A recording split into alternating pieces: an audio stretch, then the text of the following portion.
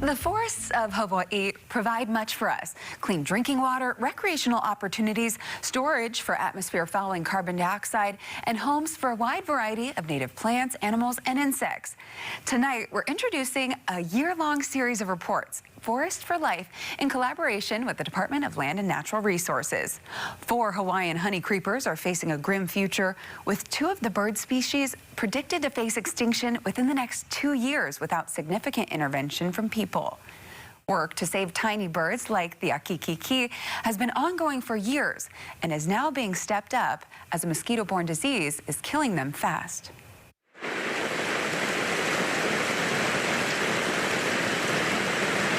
A magical place with a wonderful name, Halehaha, wet and misty, green and mossy. This portion of the vast Alakai Wilderness Preserve on the island of Kauai is home to several species of native Hawaiian honey creepers, including the akikiki.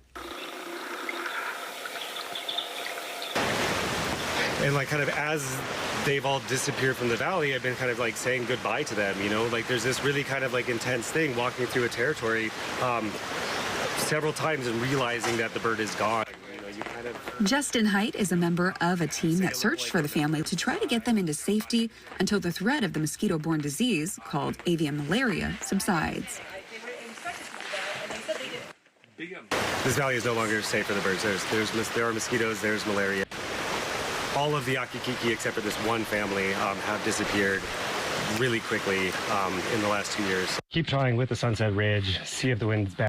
Over the course of 10 days last December, the small team trekked up a wet, muddy ridge searching for the akikiki family. It's kind of incredible. It's not like 4 random individuals. It's one entire family. It's a 3-year-old male, or almost 4-year-old male, and almost 2-year-old female, and then there are 2 babies that are about 6 months old. So yes, I think this is desperate times. And in this particular area, like I said, when Justin started in 2015, 70 breeding pairs and their offspring, more than 100 akikiki flitting and floating through these trees.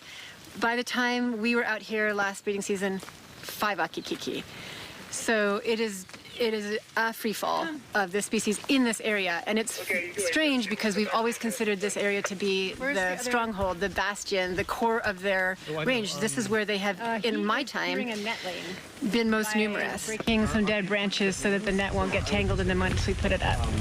Dr. Callie Crampton heads the Kauai Forest Bird Recovery Project, and her feeling of desperation is heightened by the prediction that the akikiki will completely disappear from Hawaiian forests as soon as 2023. Avian malaria is killing these little birds. What we have observed is a really alarming increase in the number and distribution of mosquitoes up here in these high elevation areas. And we think the mosquitoes are increasing faster than we had expected. And meanwhile, the remaining wild population of akikiki is declining faster than we had expected. A series of mist nets are set. Nearly invisible, they gently stop and trap birds that fly by. In this case, a Kauai elepaio, another native bird that's more abundant than the akikiki and probably has some genetic resistance to malaria.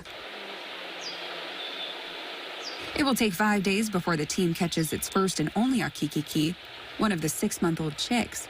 The plan is to get the bird out of here as soon as possible, carried down the mountain in a specially built box.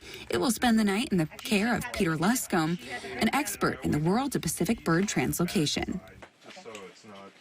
And so there's nothing wrong with this ecosystem. The only problem is it's got mosquitoes and malaria. And once that issue is resolved, then they should be brought back. A day after its capture, Maui-based helicopter pilot Peter Voorhees dodges a powerful incoming storm, flies to Kauai to pick up the bird and bring it back to the Valley Island. We did a very quick visual exam just to make sure that the bird looked good. It's a big day of travel for this little bird. The field team had given it a female nickname, but at this time... Oh, I keep saying she. We don't know the sex of this bird. So this is a less than 1-year-old bird of unknown sex. So the bird looks really in terrific condition on physical exam. For a month, the bird rescued on Kauai is kept away from 42 other akikiki at the Conservation Center. Most of the 42 birds were hatched from eggs collected in the very same forest beginning in 2015. The experts plan to have what they call a captive breeding population, a sort of insurance policy against complete extinction. Represented by this one bird is hope for an entire species. We still have hope for this species in the rest of its range, and we definitely are very, very optimistic, if not confident, that landscape-level mosquito control will benefit the rest of Kauai species, because there are a number of others out there suffering from mosquito-borne diseases, but whose populations are sufficiently numerous that they do have that 2 or 3 years.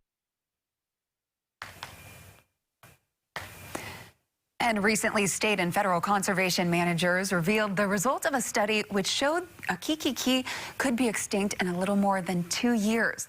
Another species, the kiwikwiu, are facing the same fate, and 2 others have less than a decade left on Earth without intervention. For more information on the Kauai Forest Bird Recovery Project and the efforts to save the akikiki in the wild, you can visit kauaiforestbirds.org/akikiki. And our monthly Forest for Life segments will air here on Living 808 the 3rd Thursday of every month, and on KHON2 News at 7 p.m. and 9 p.m. the 3rd Wednesday of each month.